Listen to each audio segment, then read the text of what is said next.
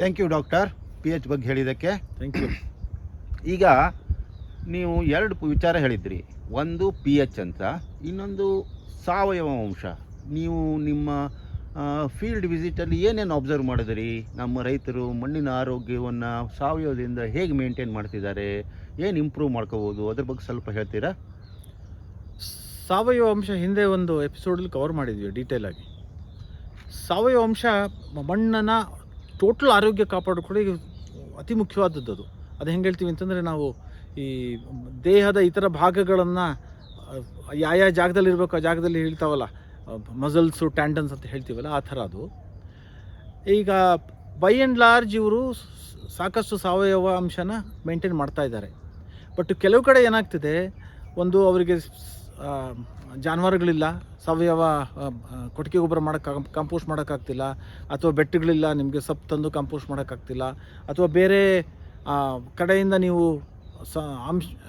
ಗೊಬ್ಬರ ತಂದು ಹಾಕಿದರೆ ನಿಮಗೆ ಕಾಸ್ಟ್ಲಿ ಆಗುತ್ತೆ, ಇದು ಮಾಡ್ತಿಲ್ಲ. ಯಾವುದೋ ಕಾರಣಗಳಿಂದ ನಾವು ಮಣ್ಣಿಗೆ ಹಾಕ್ತಿರೋ ಸಾವಯವ ಅಂಶ ಕಡಿಮೆ ಆಗ್ತಾ ಇದೆ. ಒಂದು ಇದು ಕಡಿಮೆ ಆದ ಡೇಂಜರ್ ಏನು?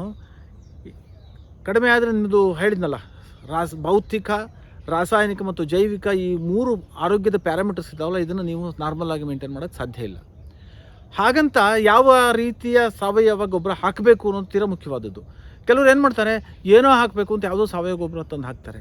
ದಯವಿಟ್ಟು ಸಾವಯವ ಅಂಶ ಮಣ್ಣಿನ ಆರೋಗ್ಯಕ್ಕೆ ಅತಿ ಮುಖ್ಯವಾಗಿದ್ದರಿಂದ ಯಾವ ಸಾವಯವ ಗೊಬ್ಬರ ಹಾಕ್ತಿದ್ವಿ ಅಂತ ಮೊದಲು ನೋಡಿಕೊಳ್ಳಿ. ಎರಡನೇದು ಎಷ್ಟು ಹಾಕಬೇಕು ಅನ್ನೋದು ನೋಡಿಕೊಳ್ಳಿ. ಮೂರನೇದು, ಅಕಸ್ಮಾತ್ ಏನಾದರೂ ಸಾವಯವ ಗೊಬ್ಬರ ತಂದುಬಿಟ್ಟಿದ್ದೀನಿ, ಇದು ಹಾಕ್ಲಿಕ್ಕೆ ಆಗಿಲ್ಲ ಅಂತಂದರೆ ಅದು ಯೋಗ್ಯವಾಗಿ ಎಲ್ಲಿವರೆಗೆ ಅದನ್ನು ಏನು ಮಾಡಬೇಕು, ಎಲ್ಲಿವರೆಗೆ ಮಾಡಬೇಕು, ಅದು ಯೋಗ್ಯವಾದ ಮೇಲೆ ನಾವು ಮಣ್ಣಿಗೆ ಹಾಕೋದು ಒಳ್ಳೆಯದು. ಉದಾಹರಣೆಗೆ ನಾವು ಪೂರ್ಣ ಕಳೀತೆ ಇರೋ ಗೊಬ್ಬರ ತಂದು ಹಾಕ್ತಾರೆ. ಅದರ ಅಂಶ ಅದು ಆಲ್ಮೋಸ್ಟ್ 90+% ಕಳೀದೆ ಇದ್ದರೆ ಅದರ ಅನುಕೂಲ ತಕ್ಷಣವಾಗಿ ನಮಗೆ ಸಿಕ್ಕಲ್ಲ, ಅದು ಮಣ್ಣಲ್ಲೇ ಕಳಿಯೋಕ್ಕೆ ಶುರುವಾಗುತ್ತೆ. ಅದರ ಅನಾನುಕೂಲಗಳು ಸಾಕಷ್ಟು ಮಣ್ಣಿನ ಮೇಲೆ, ಪೋಷಕಾಂಶಗಳ ಮೇಲೆ ಆಗ್ತವೆ. ಎರಡನೇದು, ಕೆಲವು ಗೊಬ್ಬರ ತಂದುಬಿಡ್ತಾರೆ, ಅಯ್ಯೋ ಚೀಪಾಗಿ ಸಿಗ್ತದೆ ಅಂತ ತರ್ತಾರೆ. ಅದರಲ್ಲಿ ಮಣ್ಣಿಗೆ ಆರೋಗ್ಯವಲ್ಲದ ಅಥವಾ ಮಣ್ಣಿನ ಆರೋಗ್ಯ ಹಾಳು ಮಾಡೋ ಸಾಕಷ್ಟು ಅಂಶಗಳಿರ್ತಾವೆ, ಅದನ್ನು ಸ್ವಲ್ಪ ಲಕ್ಷ್ಯ ಇರಲಿ. ಅಥವಾ ಕೆಲವು ಕೋಳಿ ಗೊಬ್ಬರ, ಕುಳಿ ಗೊಬ್ಬರ ಇದನ್ನು ಡೈರೆಕ್ಟಾಗಿ ಆ ಶೆಡ್ಡಿಂದ ತಂದು ಹಾಕ್ತಾರೆ. ದಯವಿಟ್ಟು ಆ ಕೆಲಸ ಮಾಡಬೇಡಿ. ಯಾವುದು ಕೋಳಿ ಅಥವಾ ಕುರಿ ಗೊಬ್ಬರ ಅಟ್ಲೀಸ್ಟ್ 5-6 ತಿಂಗಳಾದರೂ ಕಳಿಬೇಕು. ಕಳಿತಿದ್ದನ್ನು ತಂದು ಹಾಕಿದರೆ ಅದು ಒಳ್ಳೆ ಗೊಬ್ಬರ. ಬಟ್ ಕಳಿದೇ ತಂದು ಹಾಕಿದರೆ ಅದರಿಂದ ಬೇರುಗಳಿಗೆ ಅಥವಾ ಮಣ್ಣಿನ ಆರೋಗ್ಯದ ಮೇಲೆ ಸಮಸ್ಯೆಗಳಿರ್ತವೆ, ಇದೊಂದು ಲಕ್ಷ್ಯ ಇರಲಿ. ಆಮೇಲೆ ಮಣ್ಣಿಗೆ ಹಾಕಬೇಕಾದ್ರೆ ಯಾವುದೇ ಸಾವಯವ ಗೊಬ್ಬರ ನೀವು ಸೆಲೆಕ್ಟ್ ಮಾಡಬೇಕಾದ್ರೆ ದಯವಿಟ್ಟು ಸಾವಯವ ಗೊಬ್ಬರದ ಬೆಲೆ ಮೇಲೆ ನಿರ್ಧಾರ ಮಾಡಬೇಡಿ. ಸಾವಯವ ಗೊಬ್ಬರ ಆಫ್ಕೋರ್ಸ್ ಬೆಲೆ ಮುಖ್ಯ ನಮಗೆ, ಯಾಕೆಂದರೆ ಅಲ್ಟಿಮೇಟ್ಲಿ ಎಕನಾಮಿಕ್ಸ್ ಕೆಲಸ ಮಾಡುತ್ತೆ. ಗೊಬ್ಬರ ಏನು, ಅದರಲ್ಲಿ ಏನೇನು ಅಂಶ ಇದೆ, ಅದನ್ನು ನಾನು ಮಣ್ಣಿಗೆ ಹಾಕಿದರೆ ಗಿಡಕ್ಕೆ ಮತ್ತು ಮಣ್ಣಿಗೆ ಆರೋಗ್ಯನೋ ಇಲ್ಲೋ, ಇದಿಷ್ಟನ್ನು ಯೋಚನೆ ಮಾಡಿಕೊಂಡು ಗೊಬ್ಬರ ತಂದು ಹಾಕಿ. ಇದು ಹಾಕಿದರೆ ನಾವು ಮಣ್ಣಿನಲ್ಲಿನ ಸಾವಯವ ಅಂಶನ ಮೇಂಟೈನ್ ಮಾಡೋಕ್ಕೆ ಸಾಧ್ಯ. ಯಾಕೆಂದರೆ ನಿರಂತರವಾಗಿ ಕಡಿಮೆ ಆಗ್ತಾ ಇರ್ತಿದ್ದು, ಒಂದು ಸತಿ ಹಾಕಿಬಿಟ್ರೆ ಲೈಫ್ ಲಾಂಗ್ ಇರೋಲ್ಲ. ಮಣ್ಣಿನ ಅದು ಕರಗ್ತಾ ಡಿಕಂಪೋಸಿಷನ್ ಆಗ್ತಾ ಅದರ ಅಂಶಗಳು ಕಡಿಮೆ ಆಗ್ತವೆ. ಬಟ್ ಈ ಕಡಿಮೆ ಆಗೋದ್ರಿಂದ ಪ್ರತಿ ವರ್ಷ ನಾವು ಹಾಕಬೇಕಾಗತ್ತೆ. ಹಾಕಿದ್ರೆ ಮೇಂಟೈನ್ ಮಾಡೋದು ಹೇಗೆ? ಇನ್ನೊಂದು ಸುಲಭ ಉಪಾಯ ಹೇಳ್ಕೊಡ್ತೀನಿ.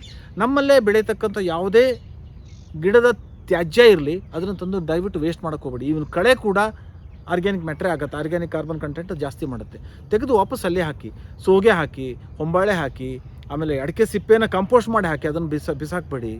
ಕಂಪೋಸ್ಟ್ ಮಾಡೋದಕ್ಕೆ ಸಾಧ್ಯ ಇದೆ. ಕೆಲವರೆಲ್ಲ ನಾವು ತುಂಬ ಮೈನ್ ಅಡಿಕೆ ಬೆಳೆಯೋ ಜಾಗದಲ್ಲಿ ನೋಡ್ತೀವಿ, ಹೆಸರು ಹೇಳೋದಕ್ಕೆ ಇಷ್ಟಪಡಲ್ಲ, ಎಲ್ಲ ರೋಡ್ ಪರ ಹಾಕಿರ್ತಾರೆ, ಬೆಂಕಿ ಹಾಕ್ತಾರೆ.